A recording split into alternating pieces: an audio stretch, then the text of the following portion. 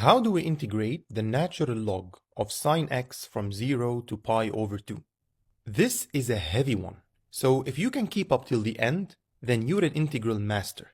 That's my challenge for you. The first thing to notice is that the natural log of sine x has a non-elementary antiderivative, meaning the antiderivative cannot be expressed in terms of any of the known elementary functions. Also note that this integral is improper because sine of 0 is 0, and the natural log is not defined at 0. So at this point, we're not even sure if the integral converges in the first place. But let's assume that it does, and try to find the value for it. If we succeed, then our assumption was probably right. Okay? That's the plan. Let's call the integral I. And because this integral is definite, so there are bounds in the integral, we do have extra hope of finding an answer even if we don't know how to actually find an antiderivative for the natural log of sine x. Let's see what we can do. Looking at the bounds, we have 0 and pi over 2, and we know that sine x behaves very nicely in this interval. So this inspires us to use some sort of substitution that exploits this nice boundary setup, if that makes sense. And the substitution is u equals pi over 2 minus x. How does that help? Well, du equals negative dx, and if we write I in terms of u, we'll get this. Notice that sine pi over 2 minus u is precisely cosine u, because the sine and cosine are complementary in terms of the angle that adds up to 90. We can also use the negative sign next to the du to flip the bounds of integration, so the bounds are now from 0 to pi over 2. So notice that we have two copies of I. One of them has the sine x inside the natural log, and one of them has a cosine x. They're both from 0 to pi over 2, and they're both equivalent. Okay, so that's good progress. Let's add them, shall we? So we'll have I plus I, and we'll have the sum of the two copies. So 2i is equal to the sum of these two integrals. Now you may be wondering, one of them is in terms of x, and one of them is in terms of u. So how can we add them? That's actually not a problem, because u here is just a dummy variable for integration. So we can use the trivial substitution u equals x. And that solves the issue. Now we can combine these two integrals, because both of them are from 0 to pi over 2, and both of them are in terms of the same variable. We'll get the integral of the natural log of sine x plus the natural log of cosine x. And now we can see the reason why we decided to add the two copies. Note that we have a sum of two logarithms, and we know that the natural log of a plus the natural log of b is equivalent to the natural log of a times b. So let's use this property to express the integral as the natural log of sine x times cosine x. And once more, this reminds us of a very important identity. This time it's trigonometric. Notice that sine x times cosine x appears in the double angle identity for the sine function. Sine 2x is identical to 2 sine x cosine x. So the product of sine and cosine is equal to 1/2 sine 2x. So let's replace that in the integral. And now we can invoke the same property of logarithms to separate the product inside the log into a sum of two logs. We'll have the natural log of half plus the natural log of sine 2x. So now we have a sum inside the integral, so let's separate this into two integrals. The first integral is just the integral of a constant, so that's very easily pi over 2 the natural log of half. And then we have the second integral to worry about.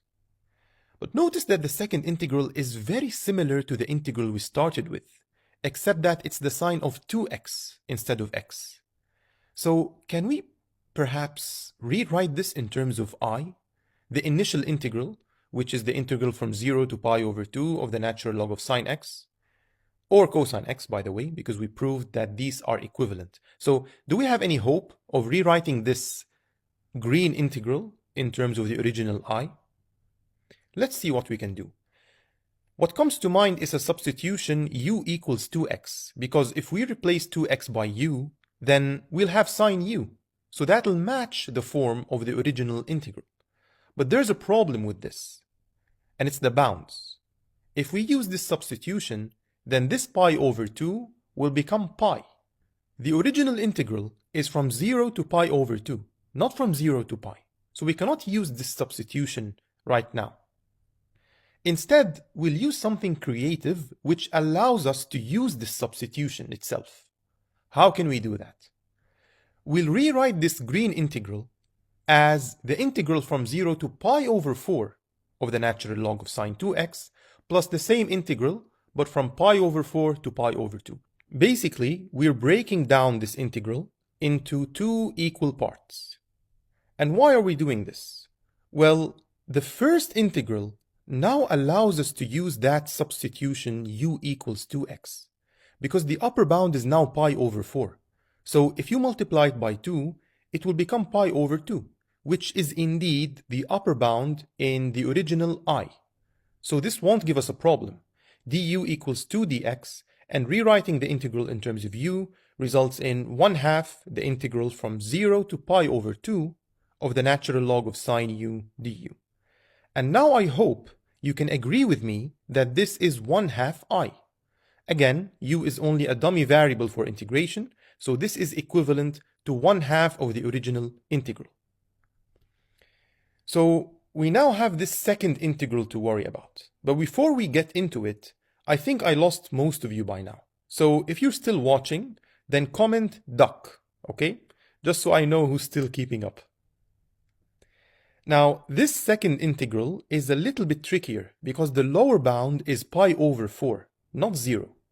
So how can we use a similar substitution in hopes of rewriting this integral in terms of I as well? A creative idea would be to subtract pi over 4 first to make the lower bound 0, and then multiply by 2 to make the upper bound pi over 2 again. So again, subtract pi over 4 and then multiply by 2. In other words, to solve this integral, the substitution we will use is u equals twice x minus pi over 4. du will be 2 dx again, and the integral in terms of u will now be the integral from 0 to pi over 2 of the natural log of sine u plus pi over 2. Try to solve for x in terms of u and verify that this is the case. And now, similar to what we did at the very beginning of the video, sine of u plus pi over 2 is actually cosine u, because this is a displacement of pi over 2 units on the sine function, and this gives you the cosine. So can you agree with me once more that this is also half I? Because we showed at the beginning of the video that the original integral is equivalent whether there is a sine or cosine inside the natural log. So this green integral we set out to find is half I plus half I, or I. So we can replace this green integral with just I. And notice what happens. We now have a linear equation, a simple algebraic equation to solve in terms of I. We can just subtract I from both sides, and this gives us I equals pi over 2 times the natural log of 1/2. So this must be the value that the integral converges to. Now the final thing we can do is just use a property of logs to rewrite this as negative pi over 2, the natural log of 2. But that's it. That's the final answer. The integral we started with is exactly equivalent, or let's say converges to, negative pi over 2 times the natural log of 2. Please let me know what you think of this integral. Could you keep up, or was it too difficult?